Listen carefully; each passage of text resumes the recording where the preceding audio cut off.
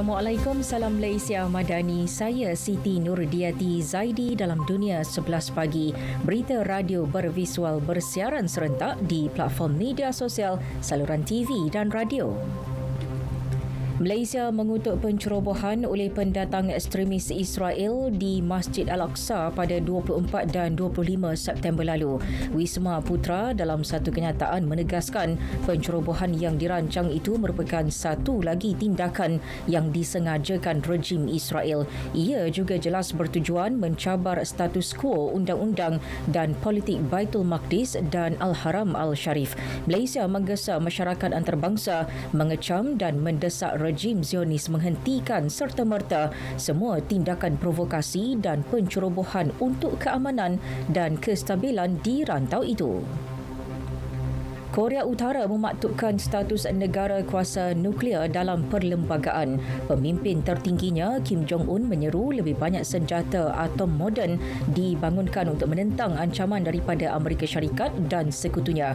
Menurut Kim, dasar pembinaan tenaga nuklear Korea Utara kini dijadikan sebagai undang-undang asas negara. Sehubungan itu, mahu tidak mahu, negara itu perlu meningkatkan pengeluaran senjata nuklear dan mempelbagaikan cara serangan. Sementara itu, tindakan Pyongyang dikutuk Jepun, Korea Selatan dan Amerika Syarikat. Jepun dalam reaksinya menyifatkan program senjata atom Korea Utara sama sekali tidak boleh diterima. Menurut Ketua Setiausaha Negara Hirokazu Matsuno, pembangunan nuklear dan peluru berpandu Korea Utara mengancam keamanan dan keselamatan Tokyo serta masyarakat antarabangsa. Seoul pula memberitahu wakil khasnya untuk hal ehwal keamanan dan keselamatan Semenanjung Korea telah berbincang dengan sekutunya Amerika dan Jepun. Ketiga-tiga negara itu mengutuk sekeras-kerasnya pindaan perlembagaan tersebut dan sepakat untuk berusaha ke arah mewujudkan persekitaran yang tidak memberi pilihan lain kepada Korea Utara selain menyah nuklear. Ribuan penunjuk perasaan cuba menyerbu kediaman Ketua Menteri Manipur India. Ia susulan keganasan yang tercetus antara etnik Meitei dengan Kuki Mei lalu. Setakat ini lebih 150 korban. Menurut polis, beribu-ribu penduduk Imphal berarak dan cuba menyerang rumah Ketua Menteri N. Biren Singh dan keluarganya. Meski perintah berkurung dan sekatan keselamatan dijalankan, turut menjadi sasaran kediaman wakil rakyat dan parlimen.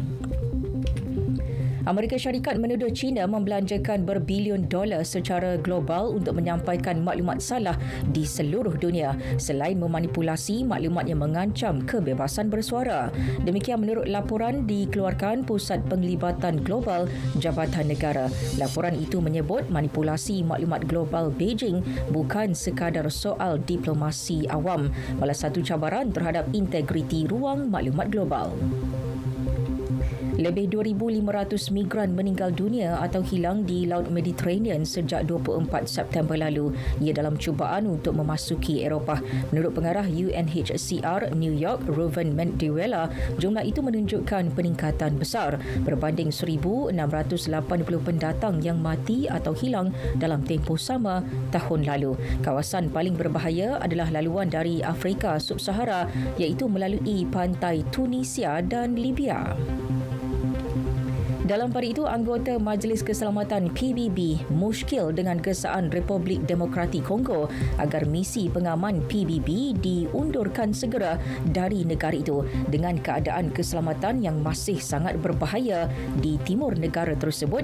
Beberapa anggota majlis mempersoalkan kesesuaian mempercepat penyerahan kuasa keselamatan kepada tentera Kongo. Kebimbangan itu disuarakan Duta Amerika Syarikat ke PBB Linda Thomas-Greenfield, Timbalan Duta Britain James Kariuki dan Duta Perancis Nicolas de Rivière.